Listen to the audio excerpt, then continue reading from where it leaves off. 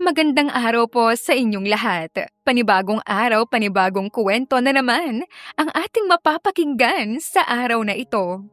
Pero bago po tayo magsimula ay sa mga nais pong magpa-shoutout ay i-comment nyo lang po ang inyong pangalan at kung saan kayo nakatira para ma-shoutout po namin kayo sa susunod nating upload.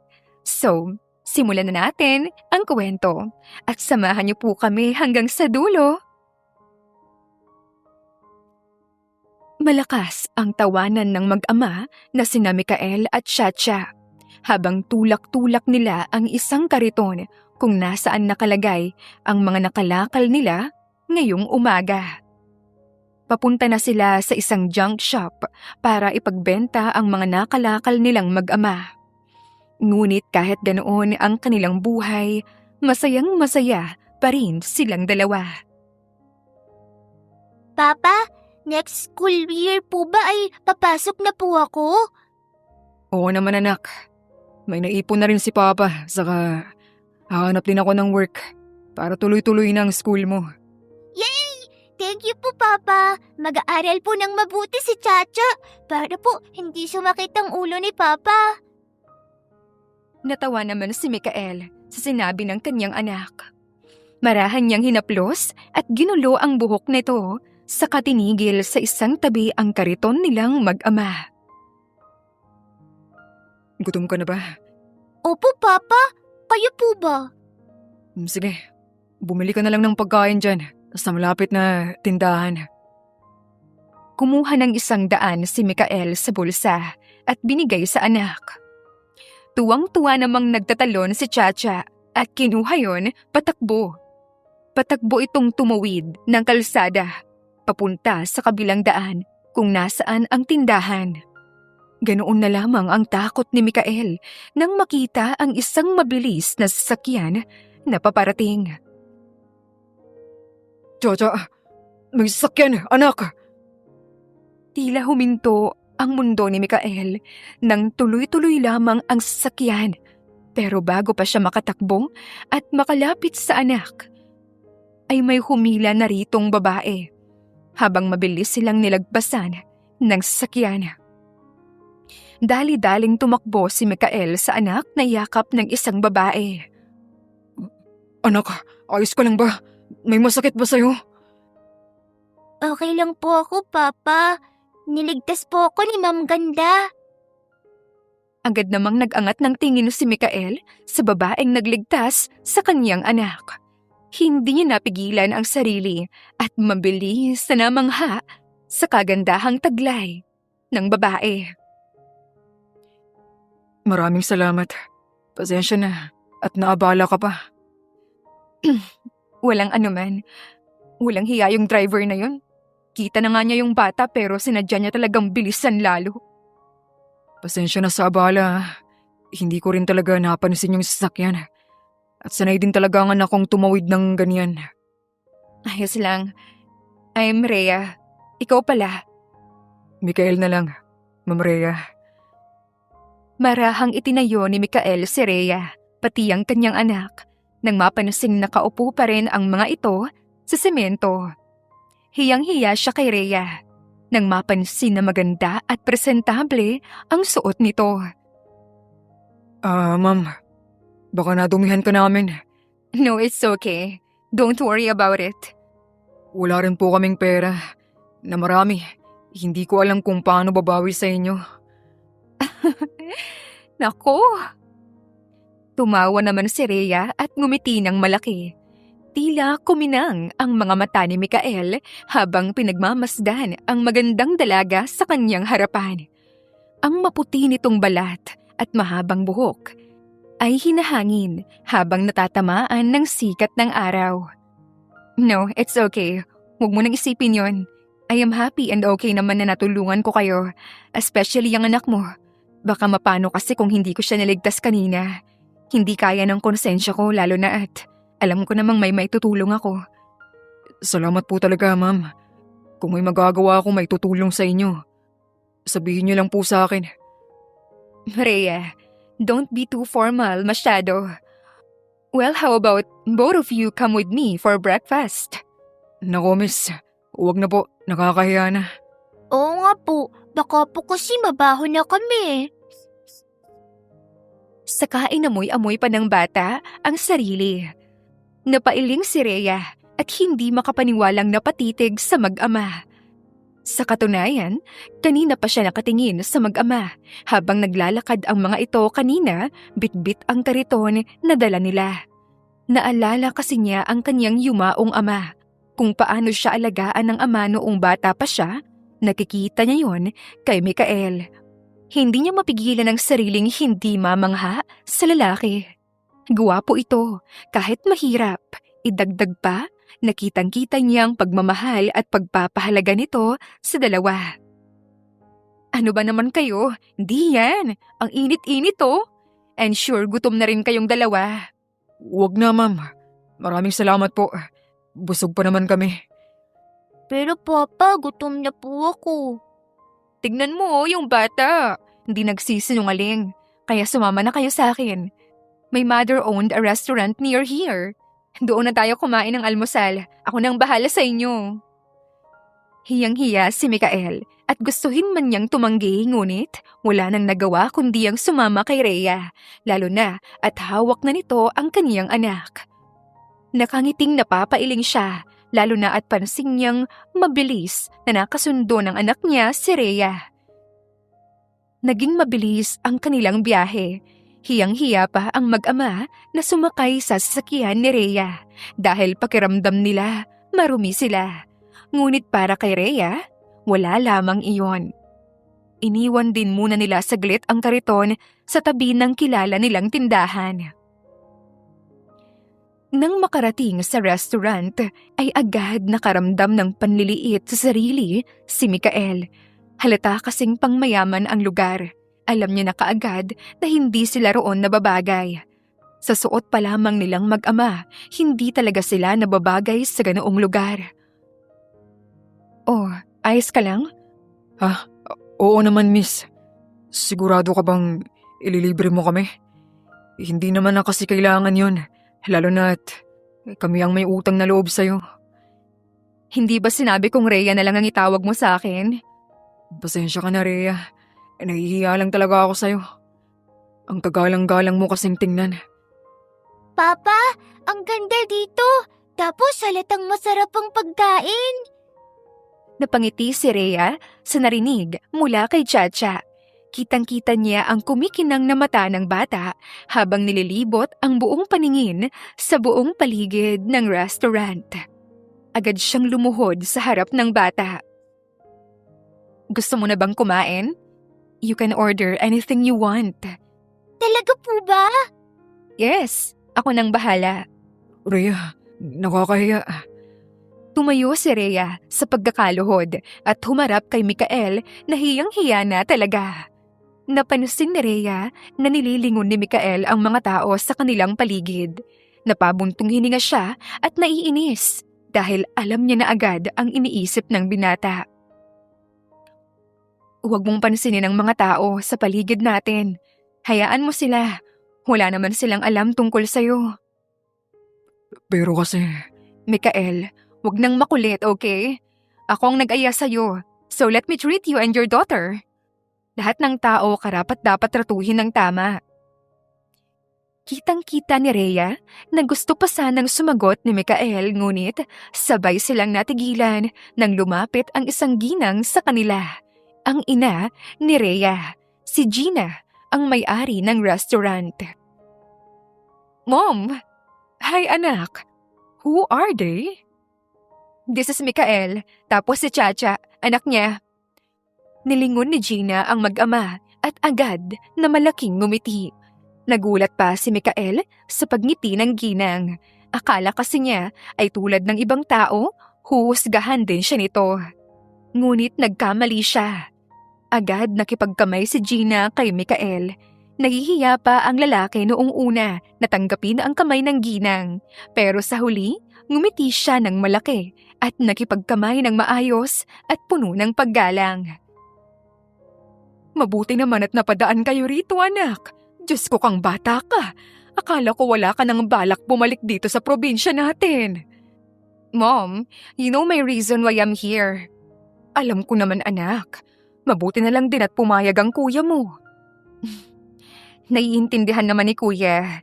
Anyway, Mom, kakain ako ng breakfast with them.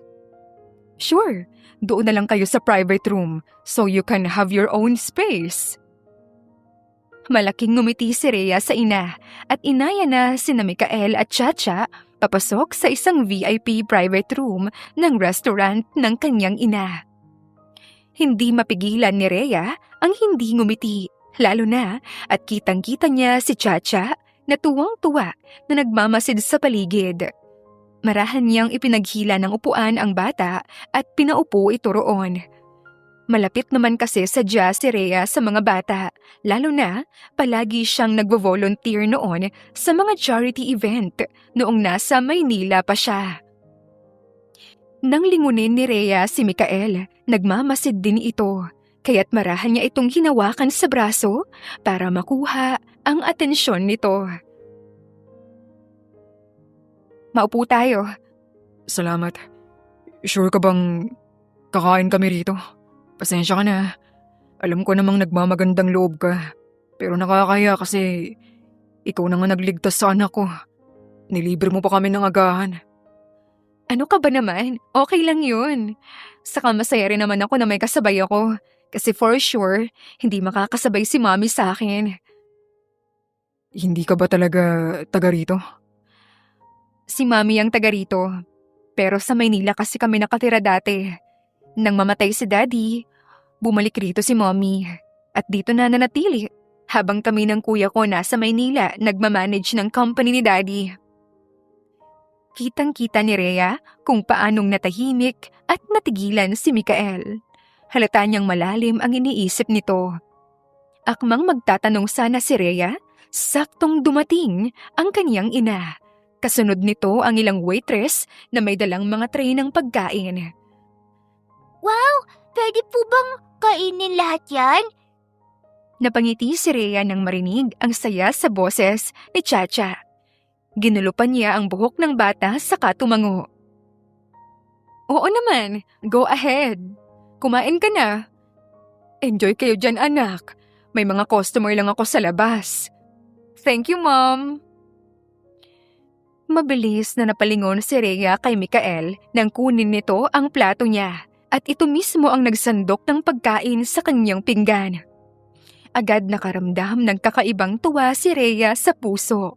Simple lang siguro yon sa iba, ngunit napakalaking bagay noon para sa kanya. Kaya habang inaasikaso ni Mikael ang pagkain niya, inaasikaso naman niya si Chacha. Nag-aaral na ba si Chacha? Hindi. Kinapos ako ngayon sa pera. 1 taon pa lang kasi simula nung namatay ang lola ni Chacha. Naubos lahat ng ipon ko sa libing ni Mama at mga utang namin. Malungkot na napatingin si Rhea sa binata na ngayon ay inaasikaso naman ang sarili. Nilingon ni Rhea saglit si Chacha na abala na kumain sa kanyang tabi.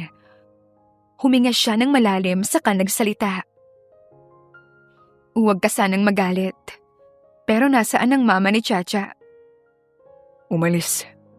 Baby pa lang ang anak ko. Iniwan niya na sa akin. May pangarap daw siya, kaya hinayaan ko na. Hindi ko na rin pa magawang maghabol. Dahil mas inaasikaso ko kung paano ko bubuhayin ang anak ko. Wala na rin akong balita sa kanya. Kahit ano. Saka, masaya naman ako nakasama ko ang anak ko eh. Yun nga lang, hirap kami ngayon sa buhay. Wala akong trabaho eh. So, sa pangangalakal muna kami umaasang mag-ama. Wala kang trabaho?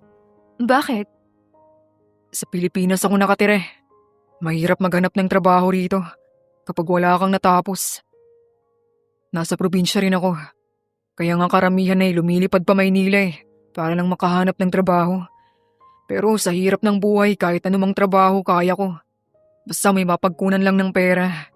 Kaso ang problema ko naman, madalas kailangan nila ng full-time. Eh hindi naman pwede lalo na walang pwedeng magbantay kay Chacha. May mga kamag-anak naman kami pero nasa ibang lugar. Malayo. Saka Ayokong malayo sa anak ko. Marahang tumango si Rhea at natahimik dahil sa narinig. Naiintindihan niya ang rason ni Mikael. Nilingon niya si Chacha na tuwang-tuwa sa mga pagkain at si Mikael na ngayon ay malalim ang iniisip. Gusto niyang tulungan ang binata ngunit hindi niya alam kung paano. Lalo na ramdam niyang hindi tatanggap ng pera si Mikael. Kaya nang maalala ang ina, bigla siyang nagkaideya. Alam ko na, pwede kitang tulungan makapagtrabaho. Paano? Huwag na, nakakahiya naman. Si Mommy, naghahanap siya ng janitor ngayon. Talaga? Oo. Natigilan si Mikael at malalim na napaisip. Trabaho na ang lumalapit sa kanya ngayon, ngunit may namumuo pa rin na kahihiyan sa katawan niya. Pero ayaw na rin niyang magdalawang isip pa. Kailangan niya ng trabaho at kung kailangan niyang lunukin ang pride na meron siya. Sa katunayan, hindi naman gawa-gawa ni Rhea ang trabahong sinabi niya. Naalala niya lang bigla na naghahanap nga pala ang kanyang ina ng janitor sa restaurant na yon. Sa totoo lang, nahihiya pa rin po ako. Pero kakapalan ko ng mukha ako. Hindi ko tatanggihan ang trabahong ino-offer mo. Ang kaso lang kasi, paano si Chacha? Wala namang problema sa akin yan, Mikael. Kung papayag ka, pwedeng ako o si Mami ang mag-aalaga sa kanya. Magtatagal naman ako rito dahil wala pa akong balak bumalik sa Maynila. Tutulungan ko lang din si Mami dito sa restaurant. Tapos mabait at mahilig naman si Mami sa bata. Kaya hindi ka magkakaproblema kung sa amin mo ihahabilin si Chacha habang nagtatrabaho ka. Nilingon ni Mikael si Rhea. Hindi agad nagsalita ang binata. Kaya kinakabahan tuloy si Rhea. Ayaw niya kasing magmukhang naaawa lang siya dahil seryoso naman siya na gusto niyang tulungan ang mag-ama. Nararamdaman niya kasi na may mabuting puso talaga si Mikael. Wala rin naman kasi talaga siyang gagawin at natutuwa siya kay Chacha. Mas gugustuhin pa ni Rhea alagaan ang bata kesa magtrabaho. Seryoso ka? Hindi ba makabala kang masyado? Oo naman. O ano? Payag ka ba? Sasabihin ko kay Mami na mag-a-apply ka? Ngumiti si Mikael at tumango bilang pagsang-ayon. Parang nanalo naman sa loto si Rhea dahil sa kakaibang sayang naramdaman. Ibig sabihin ay mas makikita at makakasama niya ang mag-ama. Hindi niya nga lang alam ngunit may parte sa kanya na mas gusto niyang makilala pa at mapalapit siya sa mag-ama. Matapos nilang mag-umagahan, hinatid na ni Rhea ang mag-ama sa tindahan kung saan iniwan ng mga ito ang mga kariton. Gusto mang sumakay ni Rhea sa mag-ama ngunit kakausapin niya pa ang ina tungkol sa trabaho at mag-aasikaso rin ng papel si Mikael para makapag-apply na ito bukas kaagad. Kinagabihan, nang makabalik si Rhea sa restaurant ng ina, ay ang nangaasar ng ngiti agad ang binungad ni Gina sa anak. Takang-taka namang nakipagtitigan si Rhea sa ina. Mom, bago ka lang dito pero may nakilala ka na kaagad. Nakilala ko sila kanina dahil muntik nang mabangga yung anak niya. Tinulungan ko lang sila, Mommy. We, hindi mo crush? Ikaw talaga, Mommy. Tumawa ang ina ni Rhea. Sa kanilapitan ang anak na ngayon ay nakabusangot na nakaupo sa isang lamesa malapit sa counter area. Anak, wala namang masama kung magkagusto ka sa kanya. Mom, wala naman po yan sa plano ko. Saka, I am here to rest for vacation. Wala akong balak magkagusto o anuman sa lalaki. Sakit lang sila sa ulo, Mommy. I know naman, anak. Mukhang mabait at maayos sa mga lalaki si Mikael. I can sense he is a good man and father. At saka, hindi ka naman nagiging malapit sa isang lalaki kapag sakit ng ulo o may hindi magandang ugali. I know, Mom. Naalala ko lang si Daddy sa kanya, kaya ako malapit sa kanila. Ganon na ganon si Daddy sa akin noon. Ay, namiss ko tuloy ang Daddy mo. Ngumiti na lamang si Rhea sa ina. Nagpaalam ito na may aasikasuhin, kaya naiwan na lamang mag-isa roon si Rhea. Tatayo na sana siya para umuwi na lamang, ngunit agad siyang natigilan nang mag-ring ang phone niya at makitang si Felicia ang tumatawag. Agad niyang sinagot ang tawag na yon. Hello? Girl, nasa province ka? Mabilis na kumunot ang noo ni Rhea nang mapansin ang inis sa boses ng kaibigan. Dali-dali siyang umalis sa lamesa at naglakad palabas. Agad siyang dumiretso sa loob ng kanyang kotse. Anong nangyari? May problema ba? Yung siraulo mong manliligaw noon, buwisit siya. Nanggugulo siya sa trabaho. Ha? What? He is looking for you. Siyempre ayokong sabihin dahil kaibigan kita. Pero ginugulo niya ang trabaho ko. Kapag napikon talaga ako, papatulan ko yon. Mabilis na nakaramdam ng guilt si Rhea. Umalis siya ng Maynila dahil masyadong magulo ang buhay niya roon. She wants to rest and have a peace of mind. Pero hindi niya akalain na ang kaibigan niya naman ang guguluhin ni Rico. Ang manliligaw niya noon na binasted niya. Kilalang mayaman at maimpluwensyang tao si Rico. Una pa lang ay may napansin na si Rhea sa ugali nito. Ngunit pinagbigyan pa rin niya ito ng tsansang manligaw sa kanya. Pero nang makita niya kung paano ito trumato ng mga empleyado, mabilis siyang nawalan ng gana at binasted ito. Sorry, babalik ako. No, hindi ka babalik rito. Ako nang bahala sa lalaking yun. Sinabi ko lang sa'yo para at least aware ka. Pero Feli, naiipit ka. Alam mo naman na ako ang habol talaga ng lalaking yun. Baka mapano ka pa ng dahil sa akin. Hayaan mo siya. Ako ang susunod sa'yo dyan. Tatapusin ko lang tong trabaho ko sa kuya mo. Saka ako pupunta dyan. Wag na wag kang babalik rito dahil talagang baliw na yung lalaking yun sa'yo. He is obsessed. Feli, sigurado ka ba? Baka kailangan ko lang kausapin si Rico. Mapapahamak ka lang kung kakausapin mo yun. You just listen to me, okay? Ako nang bahala. Sinabi ko lang sa'yo. Susunod ako sa'yo oras na matapos ko ang lahat ng trabaho ko. Thank you, Feli. Babawi ako sa'yo. No worries, Rhea. Ako nang bahala. Pinatay ni Rhea ang tawag at malalim na bumuntong hininga. Marahas siyang napasabunot sa sariling buhok. Naiinis siya at gusto niya na talagang umuwi pabalik sa Maynila para ayusin ang gulong yun. Ayaw niyang may madamay pang iba. Ngunit ayaw din naman niyang suwayin ang utos ng kaibigan. Nagpasya na lamang si Rhea na umuwi sa bahay nila para makapagpahinga. Kinabukasan ay agad dumiretso si Rhea sa restaurant ng ina. Agad siyang napangiti nang makita si Chacha kasama ang ama nito. Dali-dali siyang lumapit kay Chacha at Mikael. Hi. Magandang umaga, Miss Rhea. Hello po. Mag-a-apply ka na ba? Kumain na ba kayo? Okay na, Miss Rhea. Nakausap ko na si Ma'am Gina at napakain niya na kami. Tumangutango naman si Rhea. Medyo nalungkot siya dahil akala niya makakasabay niyang muling kumain ang mag-ama. Ngunit nagkamali siya. Ganun ba? Mabuti naman. Aalis na ba agad kayo? Maraming salamat sa'yo, Miss Rhea. Oo, sana. Mamimili pa kasi kami ng damit ni Chacha. Miss Rhea na naman. Di ba sabi ko Rhea na lang? Rhea, Saan kayo mamimili? Pwede ba akong sumama? sa palengke ang punta namin. Ayos lang. Walang problema doon. Bored na kasi ako sa bahay namin. Sama na lang ako sa inyo ni Chacha. Sigurado ka ba? Baka may gagawin ka o hindi ka sanay sa ganong lugar. Oo naman, sanay naman ako doon. Ano ka ba? Anong tingin mo sa akin, ha? Never nakaapak sa palengke? Hindi naman.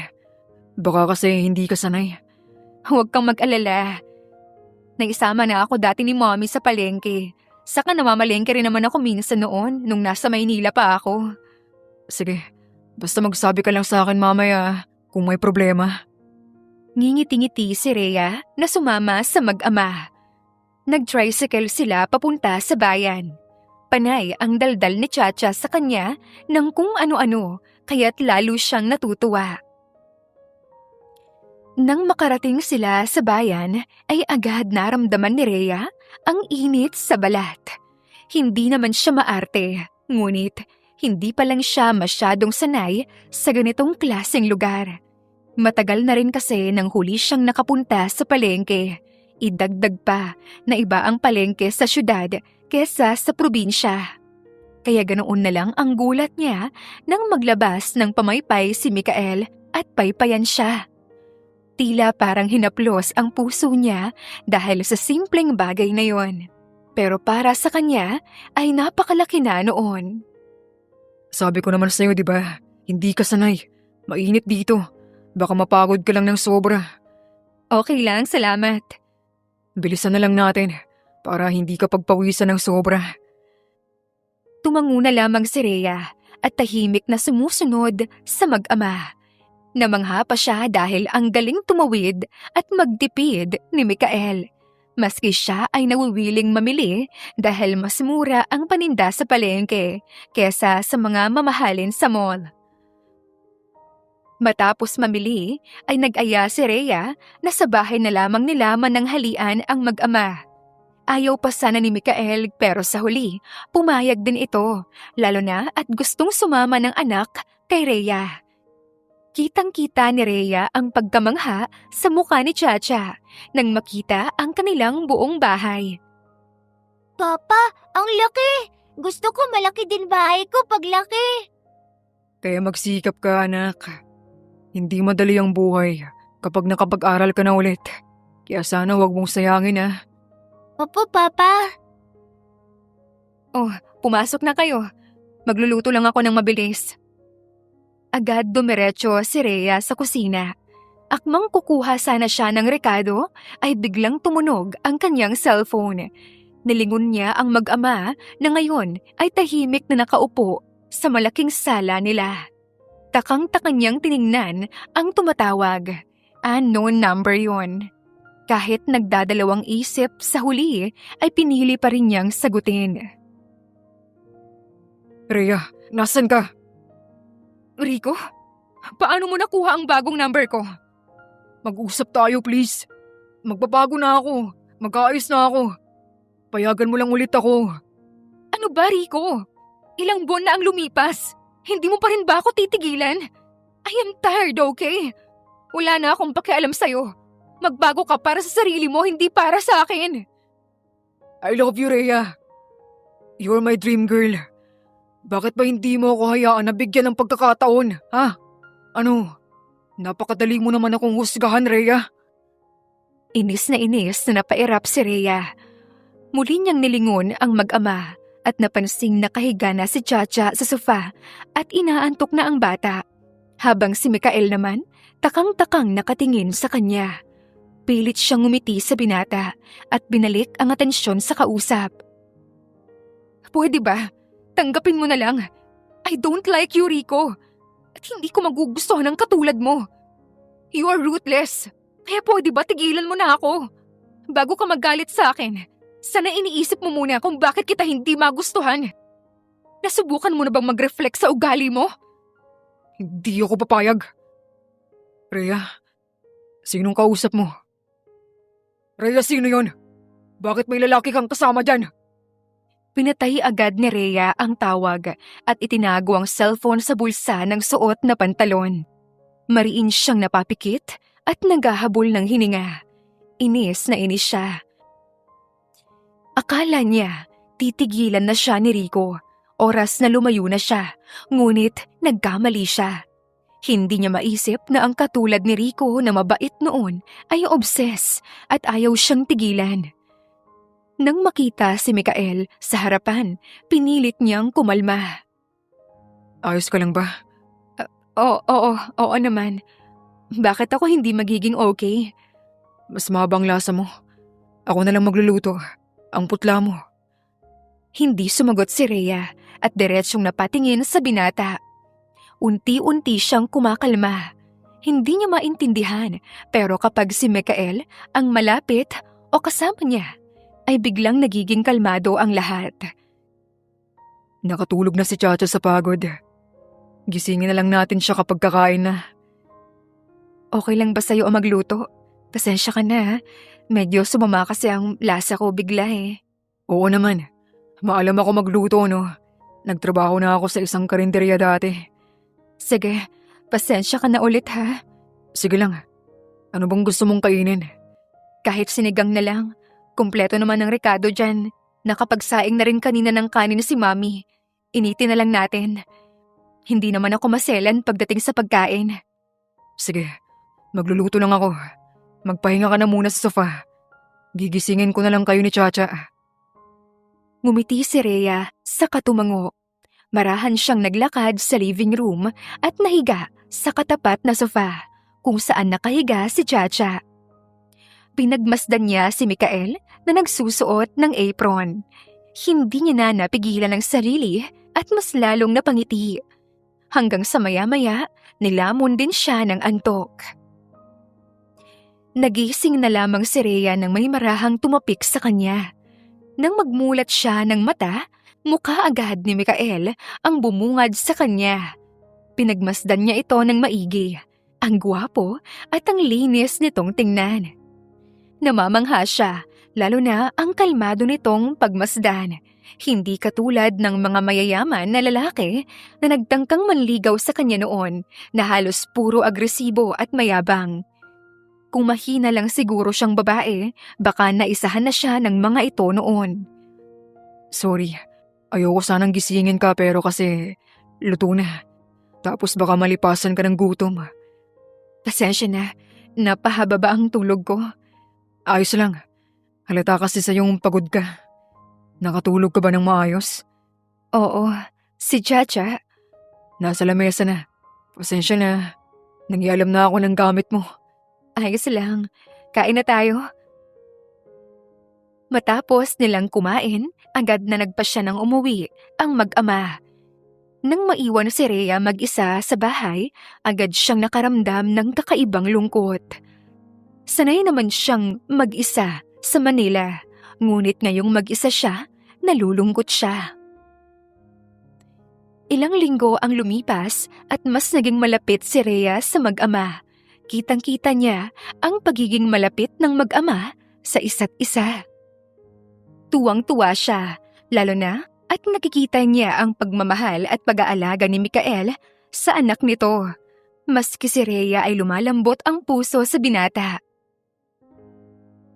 Kinaumagahan, maagang nagpunta si Rhea sa restaurant ng ina. Agad niyang nakita si Mikael na nagsisimula na sa trabaho nito. Agad siyang nakaramdam ng kakaibang galak sa dibdib nang magtama ang kanilang mga mata. Good morning, Mikael. Nasaan si Chacha? Good morning, Rhea. Na kay Ma'am Gina si Chacha. Nag-agahan na ba kayo? Oo naman. Hindi kami pinababayaan ng mama mo. Ikaw ba? Yes, kumain na ako sa bahay. Kamusta naman ang trabaho mo? Are you happy? Okay naman. Masaya dahil sa wakas. May trabaho na ako. Saka kasundo ko agad ang ibang mga tauhan nyo. Mabait silang lahat rito. Napangiti naman si Rhea sa katumango. Wala siyang iisipin na ibang problema patungkol sa mag-ama, lalo na at gusto niyang komportable ang mga ito. Rhea, may dahon ka sa buhok mo. Ha? Saan? Bago pa mahawakan ni Rhea ang buhok niya, ay naunahan na siya ni Mikael. Marahan itong pinagpag ang dahon sa buhok niya. Napatitig si Rhea sa gwapong muka ng lalaki. Mas malinis itong tingnan ngayon at bagong gupit. Magkakasunod siyang napalunok nang maramdaman ang lapit nila sa isa't isa. Nang magtagpo ang kanilang mga mata, pakiramdam ni Rhea, tumigil ang kaniyang paghinga. Rhea, Ha? ayos ka lang ba? Oo.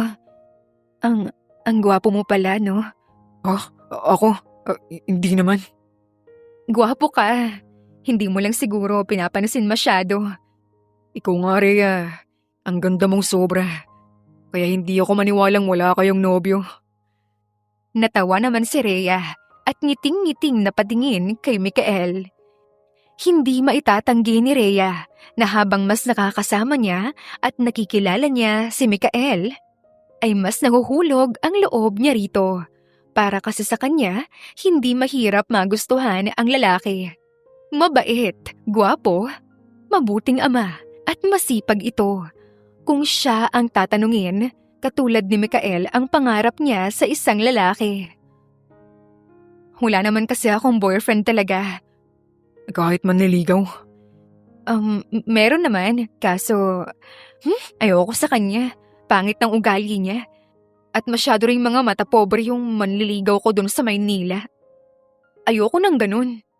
Nakakainis kaya akala mo kung sino. Nahihiyang napakamot ng batok si Mikael, saka tinitigan si Rhea. Ang swerte naman siguro ng magugustuhan mo. Maganda ka, mabait, mahinhin. At ikaw siguro yung tipo ng babae na pinapangarap ng lahat. Huy, hindi naman.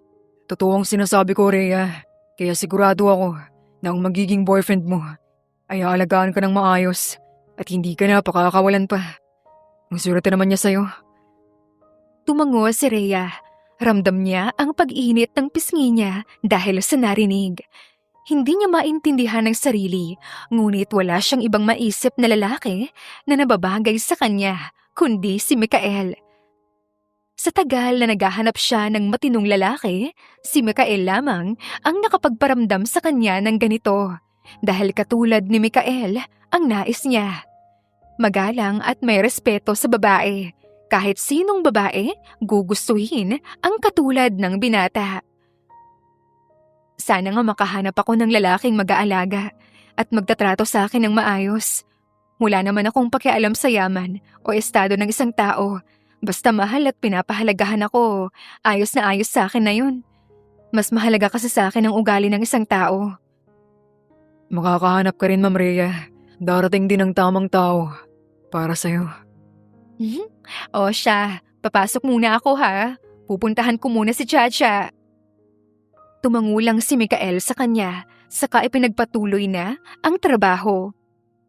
Agad namang nagtungo si Rhea sa opisina ng kanyang ina, kung saan nakita niya si Chacha na masayang nagdodrawing sa papel. Agad siyang napangiti at lumapit sa bata. Nasisiyahan talaga si Rhea sa kanyang pananatili sa probinsya, gawa ng mag-ama. Kung ituring niya si Chacha, para na rin niyang sariling anak.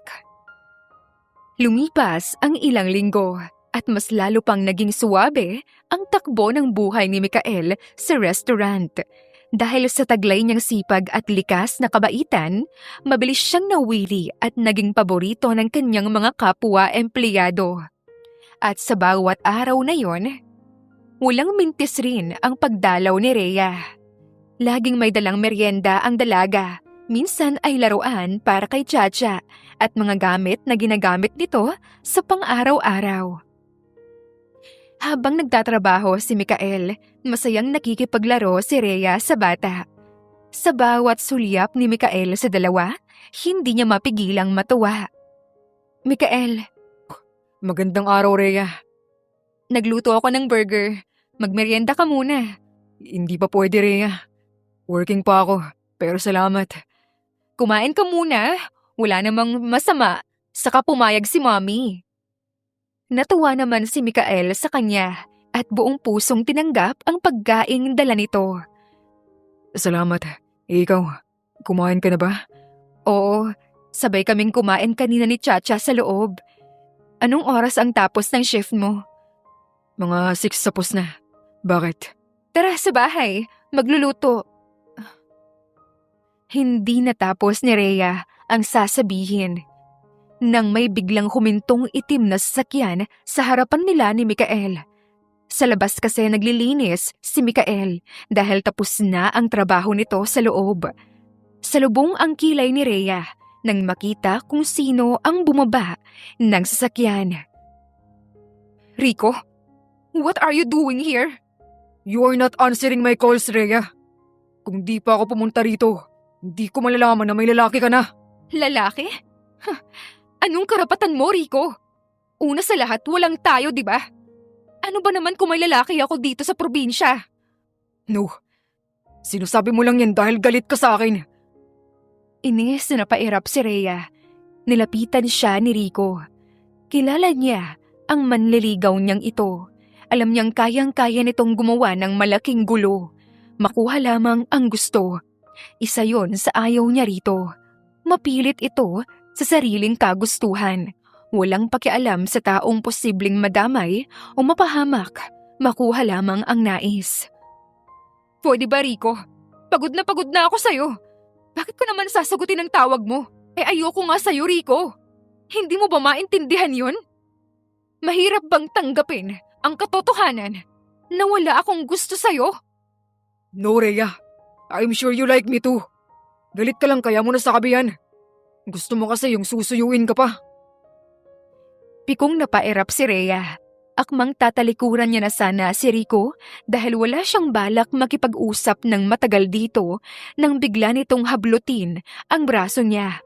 Agad siyang napasigaw sa higpit ng hawak nito sa kanyang braso. Ano ba, Rico? Nasasaktan ako. Bitawan mo nga ako. Mag-uusap tayo. Hindi natapos ni Rico ang sasabihin nang bigla na lamang siyang tumilapon sa sahig. Gulat na napatingin si Rhea kay Mikael na masama ang tingin sa sinuntok na binata. Galit namang tumayo si Rico sa pagkakabagsak sa sahig. Hindi ka ba maalam na rumespeto sa babae, ha? Who the hell are you? Sino ka sa tingin mo, ha? Yan bang pinalit mo sa akin, Rhea? Isang janitor? So cheap. Ano, mahilig ka na sa mabaho at mababang... How dare you talk to him like that? Sino ka rin ba sa inaakala mo, Rico? Ano naman kung mas kaya kong piliin ang katulad ni Mikael compared to you? May magagawa ka ba? Dahil sa totoo lang, mas may halaga pa si Mikael kaysa sa isang katulad mo. Mas kaya ko pang piliin ang isang katulad niya kaysa piliin ka. Ipagtatanggol mo ang basurang yan. Ano ang kaya niyang ibigay sa'yo, Rhea? I can give you jewelry, gold, even diamond. Tapos mas kakampihan mo ang mahirap na yan. Inis na si Rhea at naiiyak na siya. Hindi niya alam na ganito ang mangyayari ngayon. Ayaw na ayaw niya sa lahat ay ang mga taong matapobre at mapanghusga. Kaya nga niya hindi sinasagot ang manliligaw niya noon, lalo na si Rico, dahil sa ganitong ugali ng mga ito. At ngayong hinuhusgahan nito si Mikael, ang lalaking hinahangaan niya ngayon, ay nanggigigil siya sa galit. Hindi niya kayang marinig ang mga sinasabi ni Rico kay Mikael. Umalis ka na, Rico. Wala na akong pakialam sa'yo. Sumama ka na sa akin, Rhea. Mag-uusap tayo. Ayaw na nga niya, di ba? Hindi ka ba marunong umintindi? Bakit ka ba pakialamero, ha? Sino ka ba sa inaakala mo? Janitor? Basurero? Basura ka lang? Malakas na muli siyang sinuntok ni Mikael para manahimik. Hindi na malaman ni Rhea ang gagawin nang gumanti rin ng suntok si Rico kay Mikael. Malakas siyang nagsisigaw na siyang nakaagaw ng atensyon ng mga tao sa loob ng restaurant. Agad namang lumabas ang mga security roon at inawat ang dalawa. Ano ha? Mayabang ka? Akala mo kaya mo ako? Hindi mo ako kilala. Mahirap ka lang. Kayang-kaya kitang burahin sa mundo. Gago. Enough! Sumusobra ka na! Mahirap na kung mahirap. Ano ka naman? Pinipilit mo ang sarili mo sa babae. Mahiya ka naman. Tama na yan! Rico! Tama na! Tumigil ka na! Galit niyang tiningnan si Rico na ngayon ay galit na nakatingin kay Mikael. Agad siyang pumagitna sa kanilang dalawa. Sumakit bigla ang kanyang ulo. Hiyang-hiya tuloy siya, lalo na kay Mikael. Umalis ka na! Paalisin niyo na yan! Magkakasunod ang bulungan ng mga tao sa paligid. Mariing napapikit si Rhea nang makarinig siya ng magkakasunod na panguhusga mula sa mga ito. Saktong lumabas din ang ina niya. Kasama pa nito si Chacha na nagtatakang tinitignan ang buong paligid. What's happening here, anak? Papa, ayos ka lang po. Mabilis na nilingon ni Rhea si Mikael. Agad siyang naawa at nakonsensya nang makitang dumudugo ang gilid ng labi nito at may malaking pasa agad ito sa mata. Gusto man niyang gantihan si Rico, ngunit hinila na ito ng security paalis. Nag-agaw atensyon pa ang mabilis na magpapatakbo ng sasakyan nito sa lugar. I am so sorry everyone. Bumalik na po kayo sa loob ng restaurant. Lumapit si Rhea kay Mikael at hinawakan ang dalawang pisngi nito. Oh my gosh, I'm so sorry. Ayos lang. Nasaktan ka ba? Okay lang ako. Sorry, hindi ko alam na masusundan niya pala ako rito. Gamutin mo siya anak sa loob. Tumango naman si Rhea sa ina. Magpoprotesta pa sana si Mikael ngunit wala na itong nagawa nang hilain na siya ni Rhea papasok. Agad silang dumiretso sa office ni Gina at kinuha ni Rhea ang first aid kit na nakalagay doon. Malalim siyang bumuntong hininga. Naiiyak siya sa inis. Bakit mo ba kasi siya pinatulan pa? Binabastos ka na. Wala akong balak tumayo ron para panuorin ka lang na sinasaktan niya. Pero dahil doon nasaktan ka pa. Ayos lang. At least na ipagtanggol kita. May masakit pa sa'yo? Wala. Okay lang ako. Naiiyak ka ba? Masamang tumingin si Rhea kay Mikael. Naiiyak na nga siya. Nagawa pa nitong magtanong. Hindi kasi siya sanay na may nagtatanggol sa kanya. Madalas, sarili lamang niya ang nagtatanggol.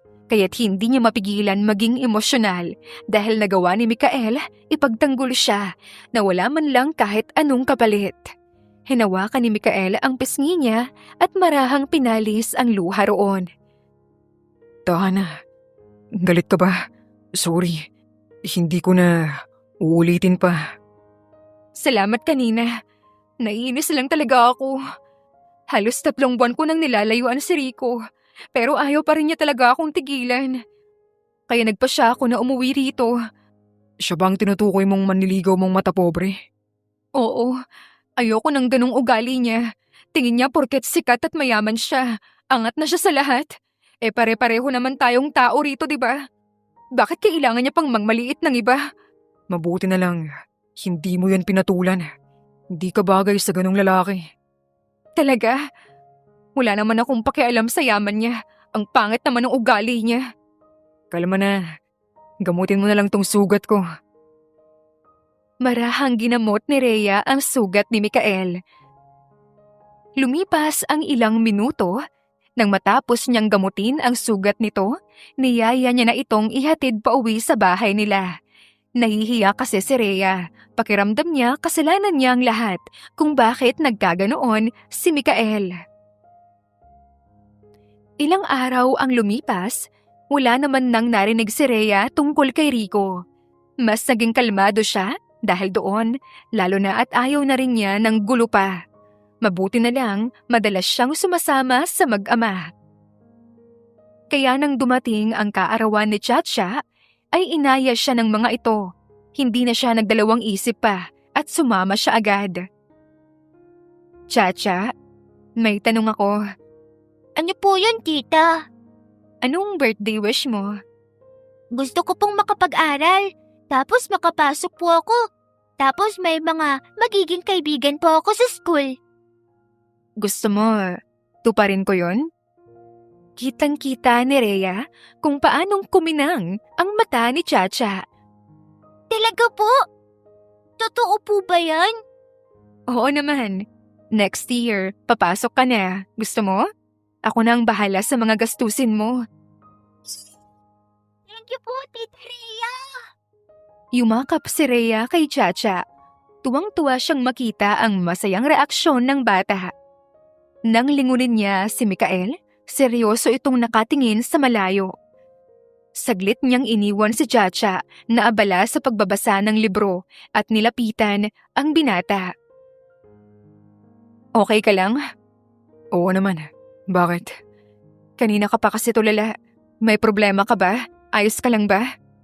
May iniisip lang. Huminga ng malalim si Rhea at marahang hinawakan ang kamay ni Mikael na nakapatong sa hita nito. Naramdaman niya naman na nagulat ito sa ginawa niya. Pero hindi niya na pinansin masyado yon. Pwede kang magkwento sa akin. Open naman ako sa ganyan. Gusto mo bang pag-usapan? Nakakahiya. Wala namang nakakahiya, Mikael.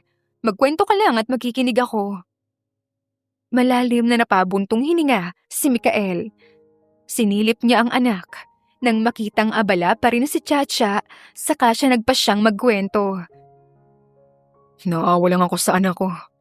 Bilang ama, obligasyon kong bigyan siya ng magandang buhay. Pakainin ng masasarap na pagkain at ang pag-aralin. Pero dahil sa hirap ng buhay, kailangan niyang magtiis madalas, katulad ngayon. Dapat this school year, papasok na siya. Pero hindi siya nakapasok dahil kapos kami sa pera. Ang sakit lang isipin na wala namang kasalanan si Chacha. Pero maski siya, kailangan maghirap. Titig na titig si Rhea sa binata. Naiintindihan niya ang sinasabi nito. Gusto ko sana maibigay sa kanya ang lahat. Nagsisimula pa lang muli akong umahon sa buhay. May pera na kahit papaano dahil sa trabaho.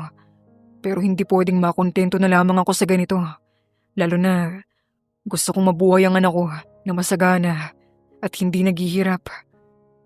Naisip ko lang na hindi pala talaga ako pwedeng mapagod. Dahil walang pwedeng asahan si Chacha kundi ako lang. Pero sa tingin ko, maiintindihan ka naman ni Chacha. Matalino at mabait ang bata. Wala siyang reklamo kahit na ganito ang buhay niyo. Dahil nasanay na siya, Rhea. Hindi pwedeng masasanay na lang siya palagi. Tumango si Rhea bilang pagsang-ayon. Kuhang-kuha niya ang ibig sabihin ni Mikael. Maski siya, kung bilang isang magulang, ayaw niya ring makaranas ng hirap ang anak. Ayaw niya ring masanay lamang ang anak niya dahil kailangan itong masanay at magtiis. May sasabihin pala ako sa'yo. Ano yun? Tungkol sa pag-aaral ni Chacha. Gusto ko sanang sagutin lahat. Alam kong tatanggihan mo pero sana hayaan mong ibigay ko yun sa bata. Kahit yun lang. Hindi agad sumagot si Mikael. Kunot ang noo nitong nakatitig kay Rhea. Huminga ng malalim ang dalaga at pinisil ang kamay na hawak. Please, para naman to kay Chacha. Hindi na kayo iba sa akin, Mikael. Mahalaga kayo sa akin, kaya gusto ko sanang makatulong. Kahit ito lang, hayaan mo naman ako. Marahang pinisil ni Mikael ang kamay ni Rhea at bumuntong hininga. Hindi mo naman kailangan gawin to para sa amin, Rhea. Alam ko pero gusto ko, Mikael. Pero kasi... Please? Bali isipin mo na lang na parang scholar ko na si Chacha. Wala nang nagawa si Mikael kundi ang tumango at pumayag sa gusto ni Rhea. Malaking napangiti si Rhea at agad na yumakap sa kanya. Bahagyang nagulat naman si Mikael pero sa huli ay gumanti rin siya ng yakap sa dalaga. Naging maayos naman lalo ang kanilang pagsasama. Hindi maitatanggi ni Rhea na tuluyan na niyang nagustuhan si Mikael, lalo na ang tungkol sa lalaki.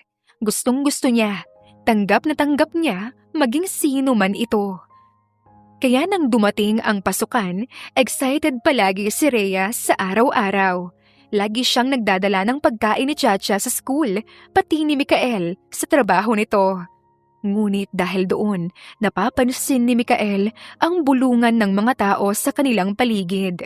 Hindi niya gusto ang naririnig, lalo na nadadamay ang kanyang anak. Sa huli ay napagdesisyonan ni Mikael na kausapin si Rhea. Oh, here na ang food mo. May gagawin ka ba? Mabilis namang umiling si Rhea bilang sagot. Usap muna tayo saglit. Pwede ba? Sige, tungkol saan? Kinakabahan si Mikael. Luminga-linga muna siya sa paligid, saka hinila papunta sa isang tabi si Rhea. Nang masiguradong wala namang masyadong tao sa lugar na pinuntahan nila, saka siya nagsalita. Masaya akong nakapag-aral na si Chacha. Sobrang pasasalamat ko sa iyo, Rhea. Masaya ako sa tuwing kasama ka at inaalagaan mo kami ng anak ko. Pero kasi, pakiramdam ko hindi na dapat. Parang hindi magandang tignan na ganito ka sa amin. Ha? Bakit naman? Anong mali sa ginagawa ko? Huminga ng malalim si Mikael at nagkatitigan silang dalawa. Ayaw niya sanang masaktan si Rhea, ngunit kailangan niyang sabihin ang katotohanan. Mabilis na nakaramdam ng kirot sa dibdib si Mikael nang makita ang lungkot at sakit sa mata ni Rhea. Ngunit alam niyang kailangan niyang magpakatotoo sa dalaga. Pakiramdam ko, sobra ng ginagawa mo na hindi naman dapat. Hindi mo kami obligasyon, Rhea. Ang dami ng taong nakakapansin sa ginagawa mo. At ayokong isipin nilang pinipirahan ka lang namin. Napakabait mo sa amin. Kayo ng iyong ina. Ayos na kaming nagkaroon ako ng trabaho. At sobra pang pinag-aaral mo pa si Chacha.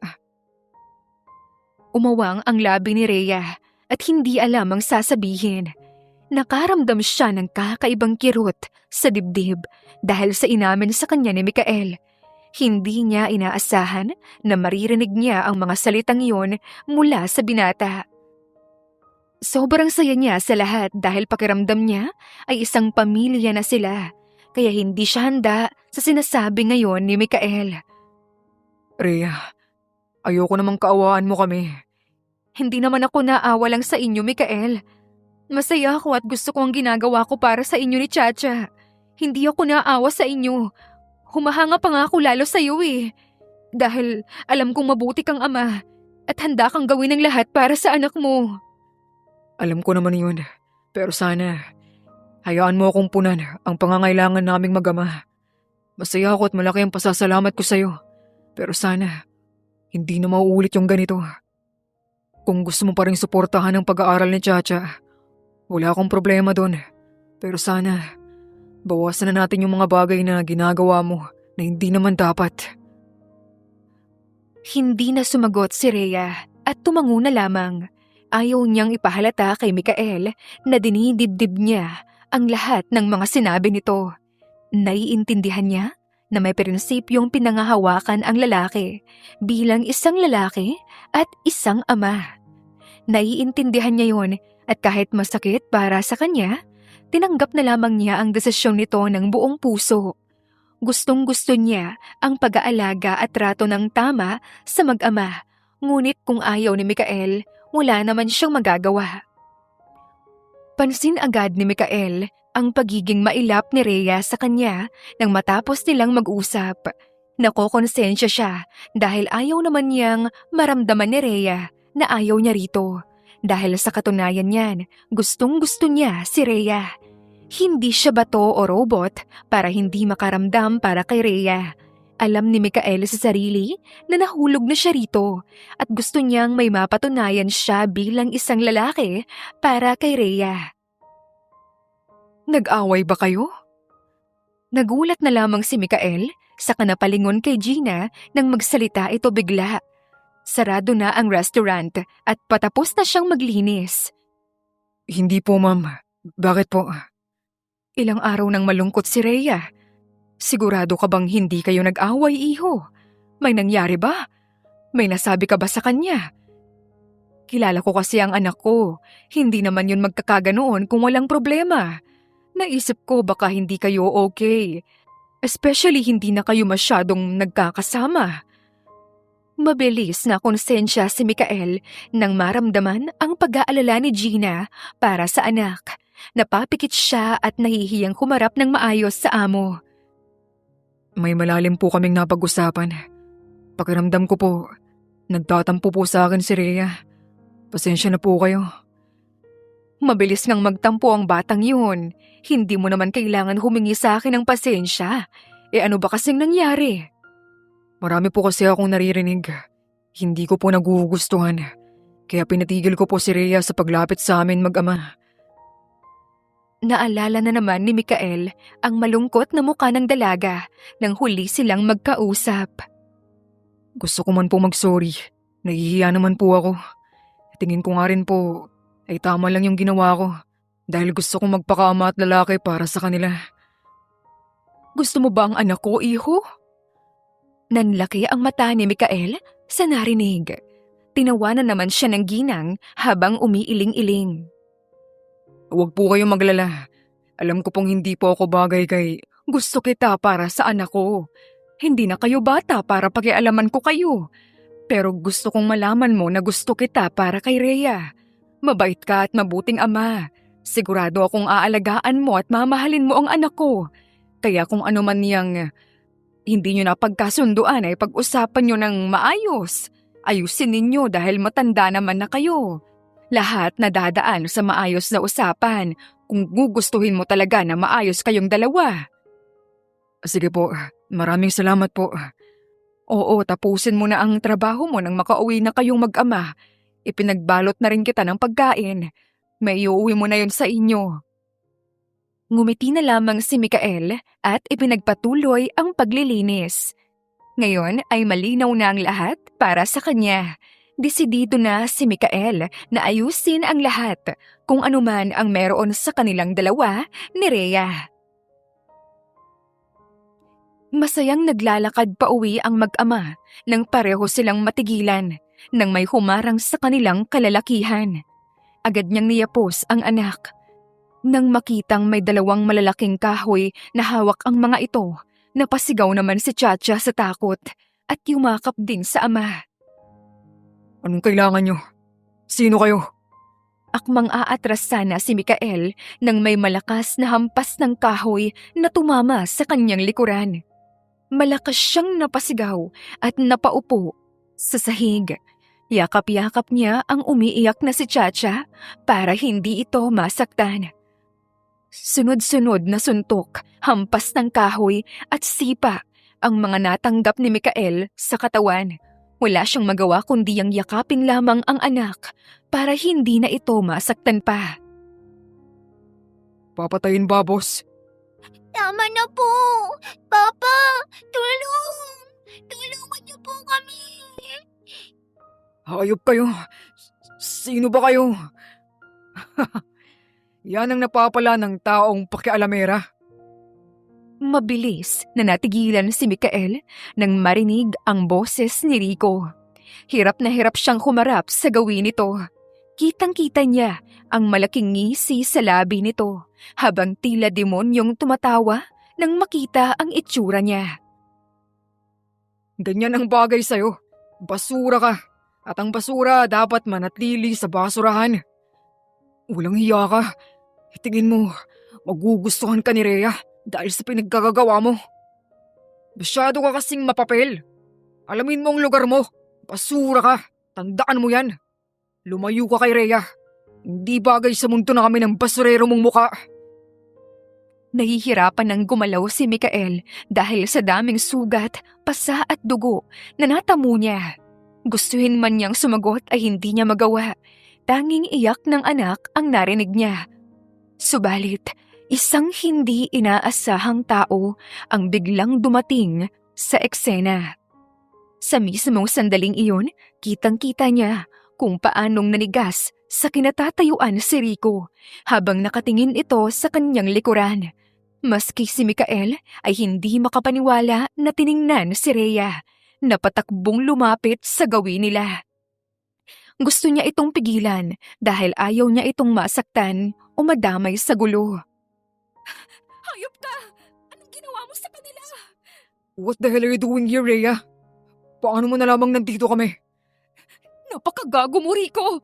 Ano na naman bang gusto mong mangyari? Ay, nako. Ako na naman ang mali.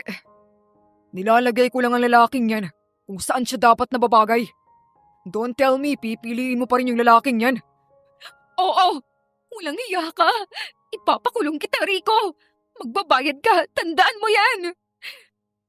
Mangiyak-ngiyak siyang lumuhod sa mag-ama.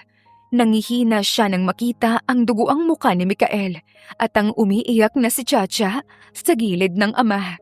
Wala siyang maramdamang takot kay Rico dahil sigurado si Rhea na hindi siya nito magagawan ng malalang bagay. Mikael, sorry. I'm so sorry. Gamod mo, Rhea. Wala kang mapapala sa lalaking yan.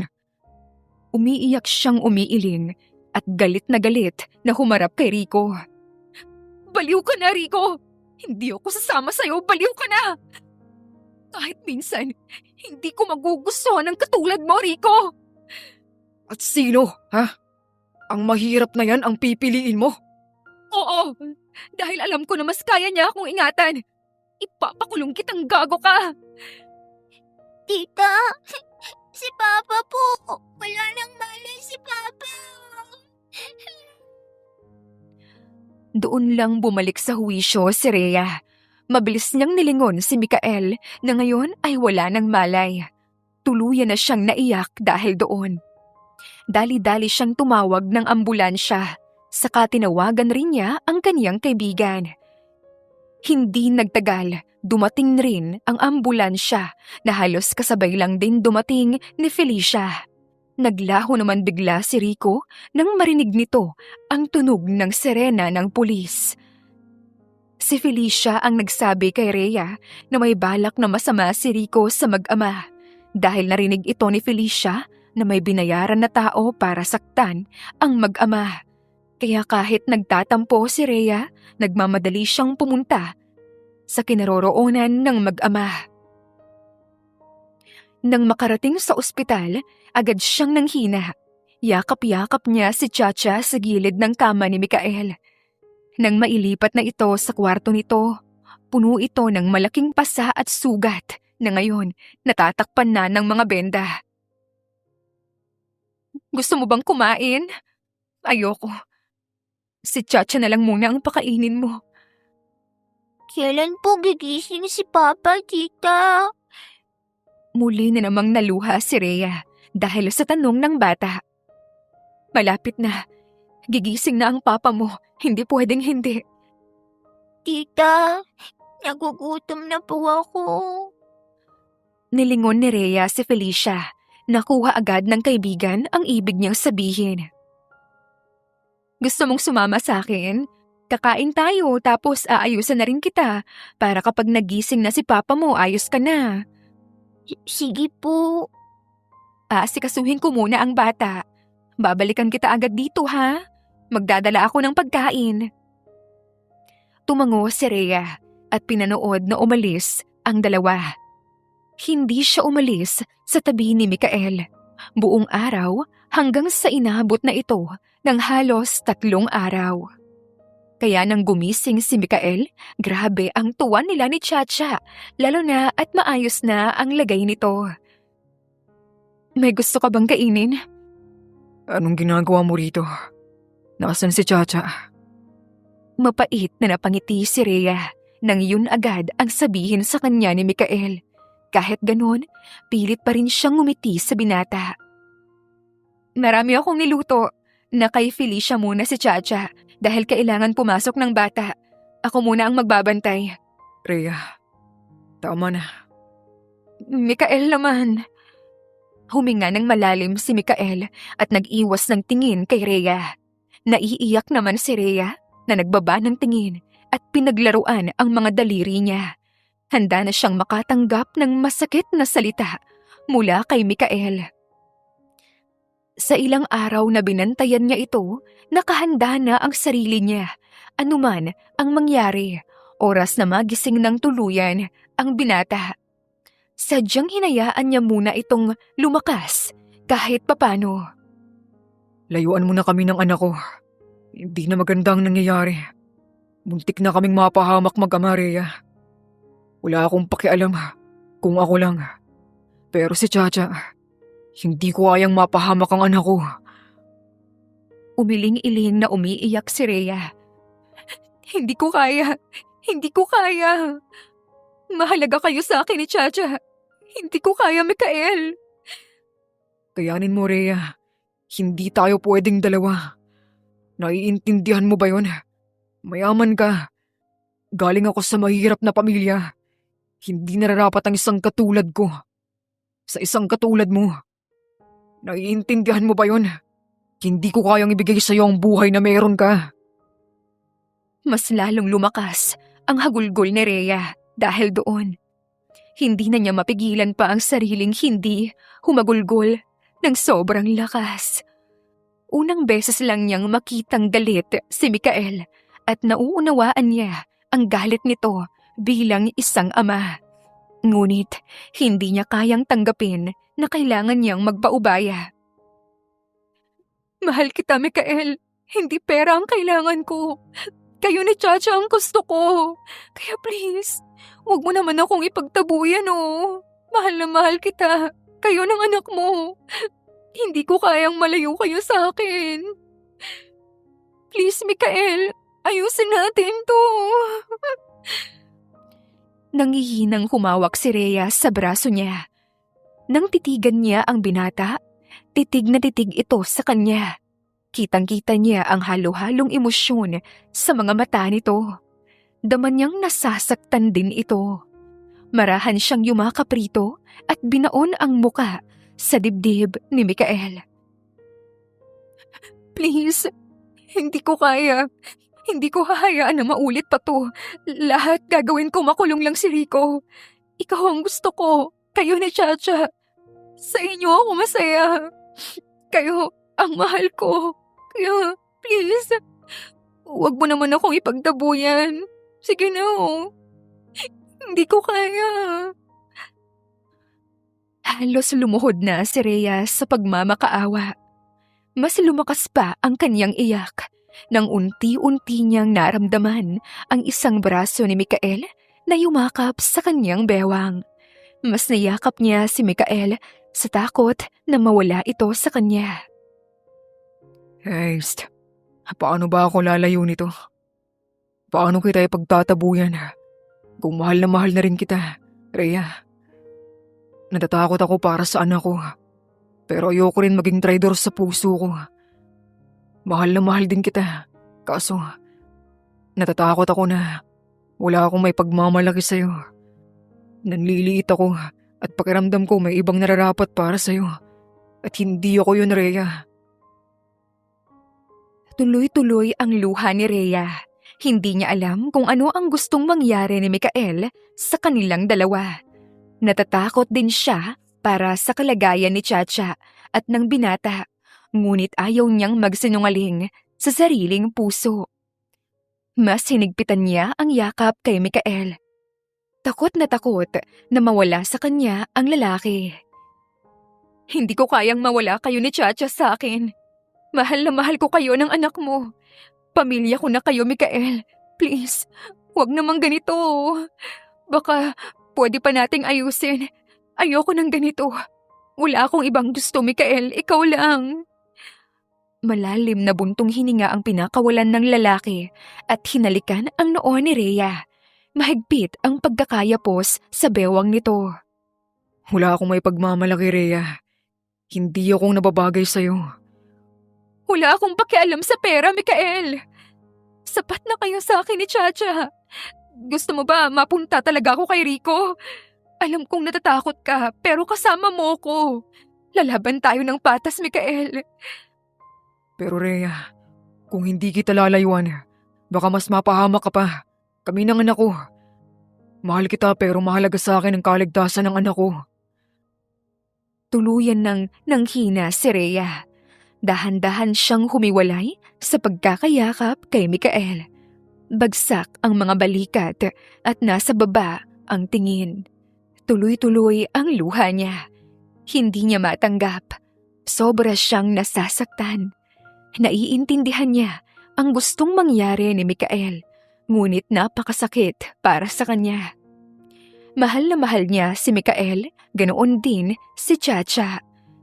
Ngayon niya lamang natagpuan ang tunay na saya na matagal niya nang gustong maramdaman, ngunit wala siyang magagawa, lalo na at desidido na si Mikael sa desisyon nito. Pasensya ka na nang dahil sa akin. Napahamak pa kayo ni Chacha. Mahal kita kaya naiintindihan ko ang desisyon mo.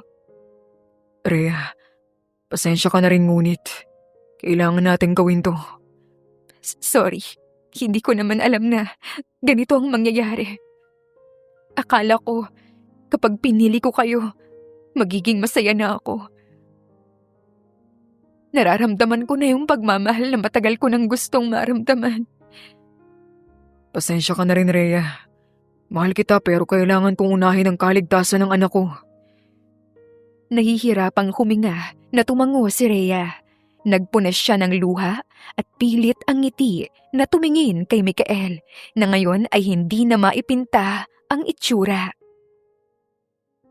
Habang pinagmamasdan niya ang mga sariwang sugat ni Mikael sa muka, mas naiintindihan niya ang desisyon nito. Salamat kasi kahit papaano sumaya ako. Naramdaman kong mahal mo ko at nagkaroon ako ng pamilya. I enjoyed every moment with you, Mikael. I'm sorry, Rhea. Naiintindihan ko. Salamat sa lahat, Mikael. Mabilis na tumalikod si Rhea at umiiyak na lumabas ng hospital room. Gusto man niyang manatili at kumbinsihin pa si Mikael, ay ramdam niyang desidido na ang binata na layuan siya. Wala na siyang magagawa pa kundi tanggapin ang naging desisyon nito, lalo na ang buhay ng mag-ama ay nakasalalay rito. Hindi makapaniwala si Rhea na nagawa niya pang makauwi ng buhay. Iyak lang siya ng iyak at wala na sa sarili habang nagmamaneho. Agad siyang sinalubong ng ina na puno ng pagtataka ang muka. Oh, what happened to you, anak? Bakit ka umiiyak? Anong nangyari? Si Chacha po. Hinatid na ni Felicia pabalik sa ospital. I thought nagkasalubong kayo, kaya umuwi ka na. Bakit ka ba umiiyak, anak? Anong nangyari? Hindi agad sumagot si Rhea. Mas nanubig na naman ang mata, lalo na nang yakapin siya ng ina. Tila siya ay isang bata na umiiyak sa bisig ng ina. Ramdam niya ang marahang haplos ng ina sa kanyang likuran. Anak, ano ba kasing nangyari? Mom, mahal ko na po si Mikael. Shh! I know, anak, pero bakit ka ba nagkakaganyan? Bakit ka ba umiiyak? Nag-drive ka bang mag-isa? Sana nagsabi ka man lang nang naipasundo kita.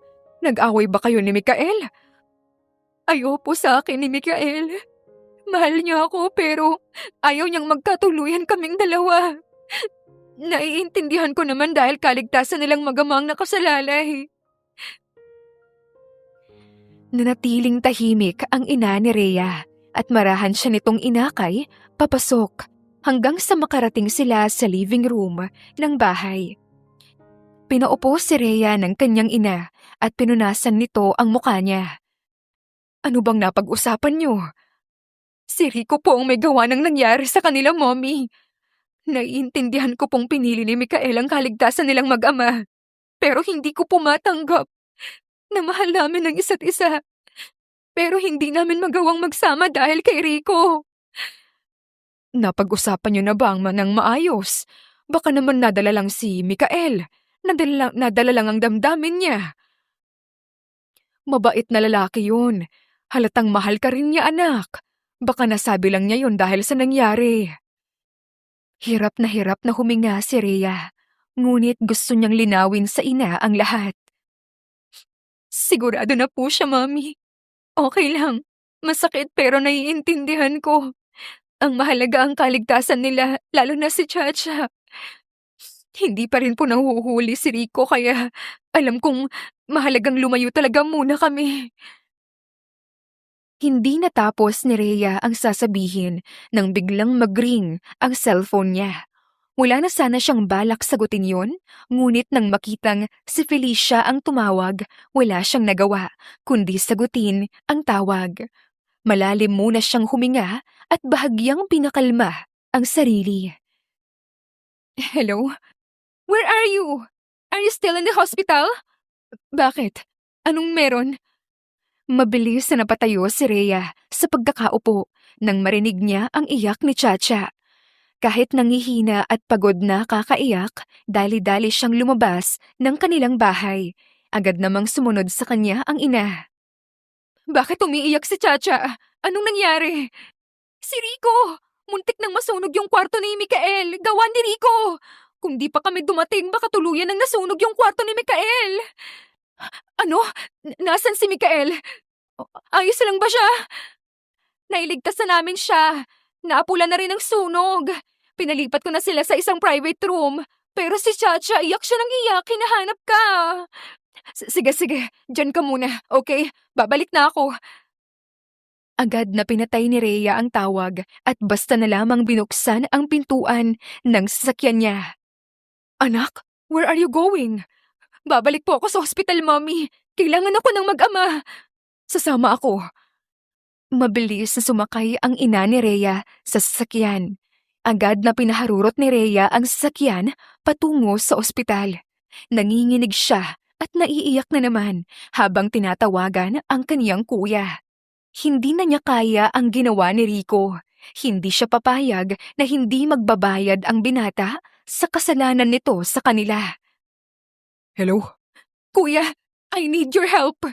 What happened? I need you to collect evidence. You remember Rico? Yung salbahe kong manliligaw dati? He's evil, kuya. Huh? What happened? He wants to kill my man. Hindi ako papayag, kuya, na hindi siya makukulong. I want you to collect evidence. Use your connection, kuya. Gamitin mo na ang yaman natin. Wala akong pakialam. Pinatay agad ni Rhea ang tawag. Kilala niya ang kanyang kuya. Alam niyang naintindihan na ng kuya niya ang ibig niyang sabihin. Walang pakialam si Rhea kung gaano karaming pera ang kailangan niyang gamitin. Mabigyan lamang ng hustisya para sa mga mahal niya. Dali-daling bumaba si Rhea ng sasakyan nang makarating sila sa ospital. Hindi na niya nagawang hintayin ang ina dahil talagang nagmamadali na siya. Kita niya agad na maraming tao. May mga media, pulis at bumbero. Mabuti na lamang, kilala na siya sa ospital, kaya't mabilis siyang nakapasok. Agad niyang hinanap ang hospital room ni Mikael. Nang makapasok siya ay kita niya ang gulat sa mukha ng binata. Alam niyang nagkausap na silang dalawa ngunit wala na siyang pakialam. Wala nang balak si Rhea na umalis o sumuko. Anong ginagawa mo rito? Delikado rito, Rhea.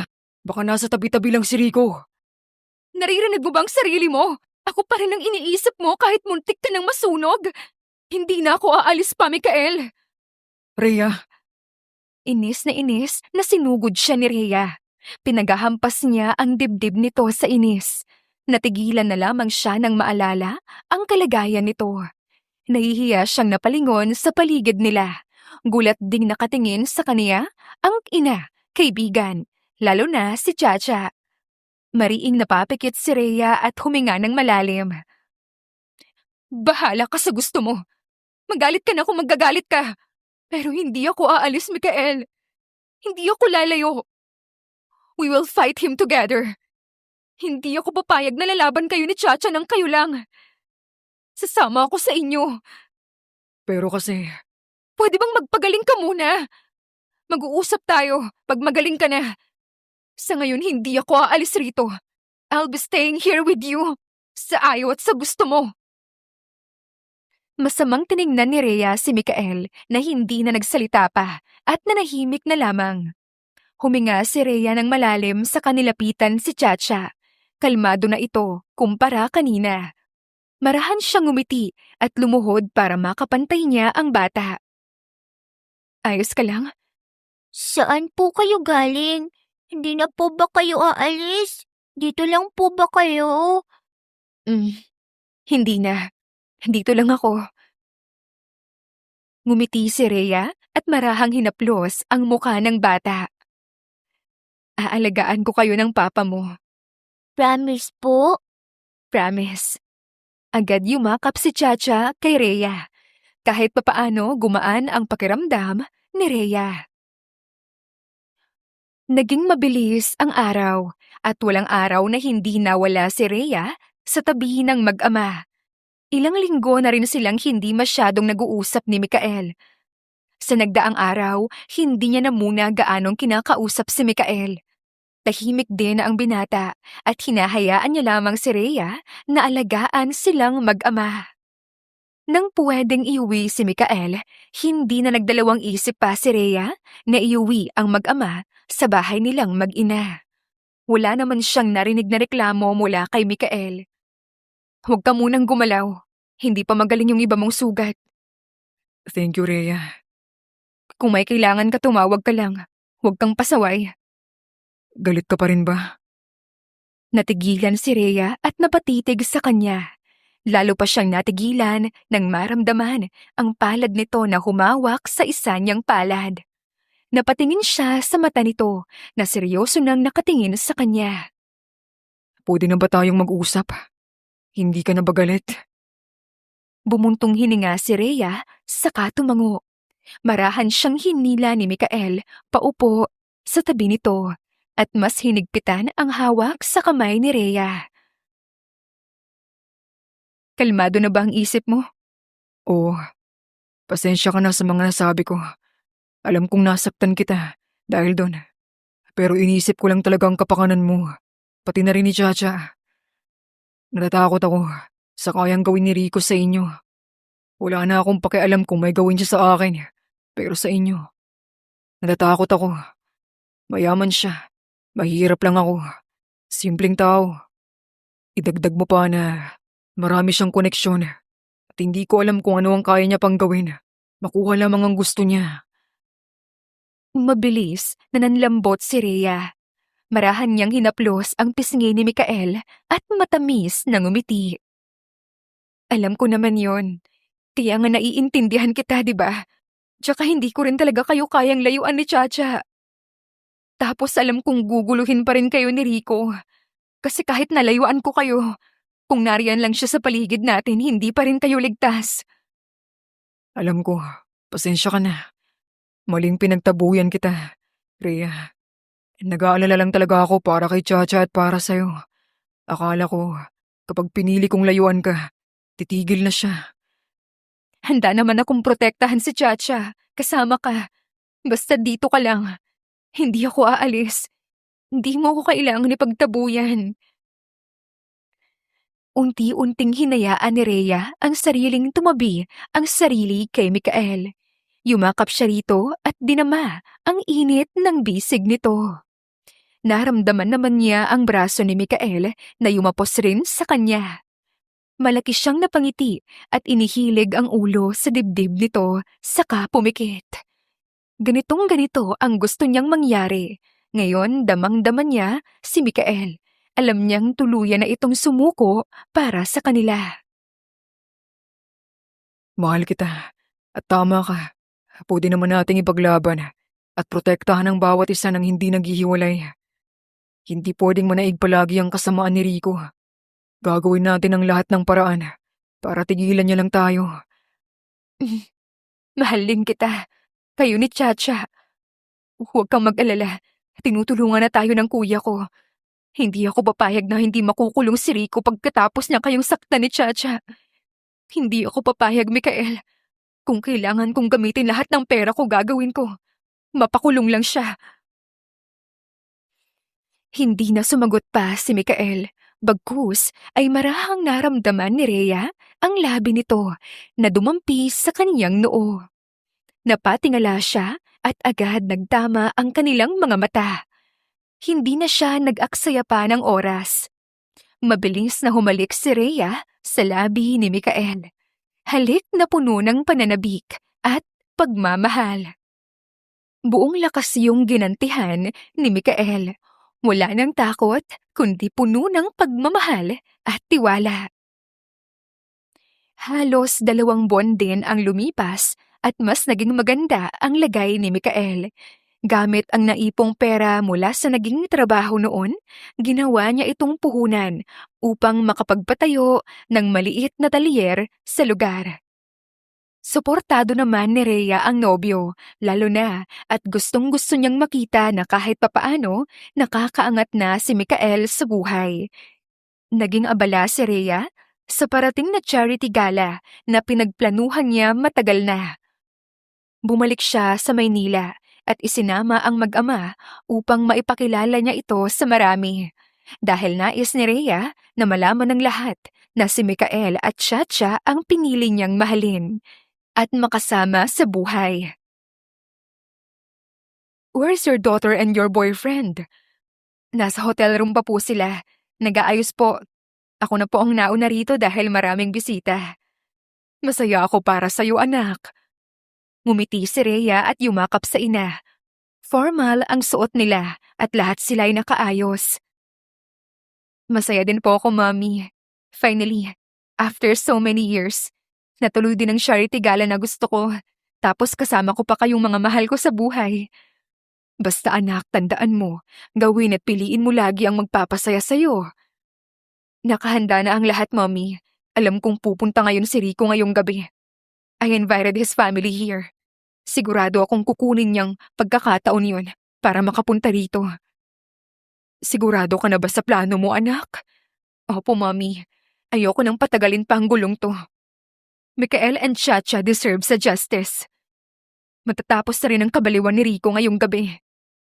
Sige, basta tandaan mo na nandito lang kami ng kuya mo. O siya, sige, puntahan mo na ang mga mag-ama mo. Tumango naman si Rhea sa ina at yumakap muli. Saglit na nagpaalam si Rhea, nang sa wakas ay nakita niyang dumating na ang mag-ama na sina Mikael at Chacha. Agad siyang napangiti nang makita ang postura nito. Maganda ang suot nitong barong na bagay-bagay sa matipuno nitong katawan, habang si Chacha nakasuot ng puting dress. Dali-dali siyang lumapit sa dalawa at yumapos. Ang gwapo mo. Talaga ba? Medyo nahihiya pa rin ako. Kailangan ba talagang nandito kami? Nakakaya. Sa main entrance pa kami pinapasok. Pinagtitinginan kami agad ng mga tao. Nakakaya. Baka anong isipin nila? Oo naman, kailangan na kailangan. At huwag kang mag-alala, hindi mahalaga ang opinyon nila sa atin. Pabayaan mo sila. Saka sigurado akong nakabantay sila. Marami na kasing nakakaalam tungkol sa relasyon natin. Hindi ba't nag-post na ako sa social media ko? Wala naman kasi akong balak na itago kayo, Mikael. At wala akong pakialam sa sasabihin nila tungkol sa atin. Salamat, mahal. Tuloy ba ang plano mo? Sinadya ko talagang bigyan ng invitation sa pamilya niya. Sige, basta kahit anong mangyari, nandito lang ako. Kami ng pamilya mo. Tita, bagay po. Lumuhod si Rhea sa harap ni Chacha at marahang hinaplos ang mukha nito. Oo, anak, bagay na bagay sa'yo. Magsasalita pa sana si Rhea nang makarinig siya ng nag-uusap mula sa likuran nila. Totoo pala yung balita? Akala ko fake news lang yun. Grabe! Nabasa ko pa nga, taga-probinsya nga lang daw yung lalaki. Hindi rin galing sa mayamang pamilya. Ano yun? Pinatulan ni Rhea ang mahirap? Hindi ba siya nahihiya sa pinaghirapan ng ama niya? We thought Rico and her will end up together. Nabalitaan mo yun, di ba? Nililigawan siya ni Rico. Pinili niyang mahirap na lalaki kumpara kay Rico. Sa totoo lang, swerte na nga siya kay Rico. Wala ngang hiya yung lalaki. Single dad pa nga. Kapal ng mukha naman na makipagrelasyon sa mayaman. Biglang nagpintig ang tenga ni Rhea dahil sa narinig, lalo na nang marinig niya ang malakas na tawa ng mga ito. Inis siyang tumayo mula sa pagkakaluhod mula sa harapan ni Chacha. Agad niyang hinawakan ang kamay ni Chacha at Mikael sa magkabila niyang kamay at hinila ang mga ito papunta sa stage. Kitang-kita niya kung paanong nalipat sa kanila ang atensyon ng lahat. Kinuha niya ang mic at nagsalita sa harap ng marami. Good evening, everyone. First, thank you for donating and attending this charity gala event. All money that collected here will surely go to the orphanage. Masaya akong nandito kayong lahat. Maraming gustong tumulong sa mga charity na sinalihan ng company ni Daddy. But hearing those people mocking and making fun about my beloved boyfriend and daughter, di ako natutuwa. I created this event para sa mga taong walang pamilya, naghihirap sa buhay, at may pangangailangan. Mariing tiningnan ni Rhea ang mga nanghusga kina Mikael at Chacha. Dahan-dahan niyang hinigpitan ang hawak sa kamay ni Mikael, habang hawak na ngayon ni Mikael ang kamay ng anak. Nang magtama ang mga mata nila ng nobyo, malaking ngumiti si Rhea. "This is my man, Mikael, my boyfriend. He made me realize so many things. Isa na roon, ang hindi ko kailangan maging basihan ng estado o kayamanan ng isang tao para mahalin. Minahal ko siya kung ano siya at kung ano ang kaya niyang ibigay. Pinili ko sila ng anak niya dahil pinaramdam nila sa akin ang saya at pagmamahal na hindi nakakasakal." Huminga ng malalim si Rhea, lalo nang makita niya ang galit sa mga mata ni Rico na nakatayo kasama ang pamilya nito. Hindi nga siya nagkamali. Tama ang hula niya na pupunta ngayon si Rico at sumama sa pamilya nito. Napangisi siya at mas gustong ipagyabang ang pamilyang meron siya ngayon. Para siguro sa iba sa inyo, kahibangan ng piliin ng lalaki na hindi ko kasing yaman. Pero aanhin ko ang yaman kung hindi naman ako masaya.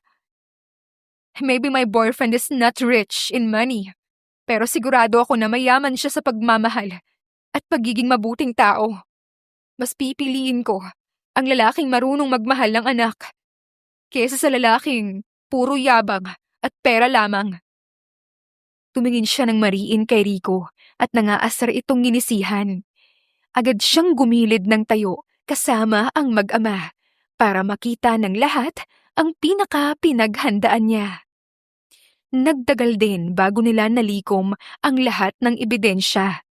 Laking pasasalamat ni Rhea sa kapatid na si Richard dahil naging mabilis at mabusisi ito. Dahil sa wakas, matatapos na rin ang malaking gulo at problema. Sana mag-enjoy kayo sa gabing to. Maraming salamat sa inyo. Maraming salamat sa inyo dahil maraming tao kayong natulungan. Sana, maging aral to para sa inyong lahat. Lahat tayo may kakayahang tumulong sa iba't ibang paraan. Kahit sa pagiging mabuting tao lamang sa kapwa natin. Malaking tulong na yon para sa karamihan. Thank you. Mahal na mahal kita, Rhea. Ngumiti si Rhea at humalik sa labi ng binata. Mahal na mahal ko kayo ni Chacha. Salamat din dahil nakilala ko kayo. Thank you for making my life happy and lovable. Thank you for loving me unconditionally. Mikael. Hindi na natin kailangan pang matakot. Ayos na mahal. Ayos na Mikael ko. Marahang bumaba si Rhea kasama ang mag-ama sa stage. Malakas na palakpakan ng mga tao ang natanggap nila.